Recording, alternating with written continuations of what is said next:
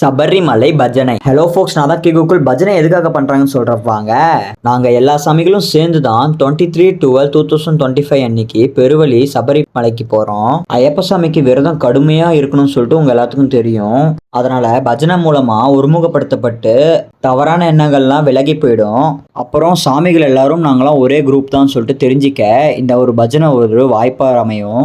பாபநாச கர்ம சுத்தி பஜனை செய்வதால் முப்பிறவி இப்பிறவி கர்ம பந்தங்கள் தளர்வடையும் சொல்லிட்டு ஒரு நம்பிக்கை. முக்கியமா சமூக ஒற்றுமை, எல்லா ஜாதி மத வேறுபாடுகளையும் கடந்து அனைவரும் ஒன்றுபடுத்தும் ஆன்மீக வழி.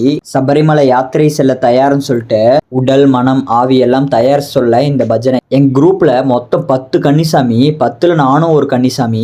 ஃபர்ஸ்ட் டைம் நான் சபரிமலைக்கு மாலை போட்டிருக்கேன். அதுவும் பெருவழி 48 மைல் நடக்கணும்னு சொல்லியிருக்காங்க.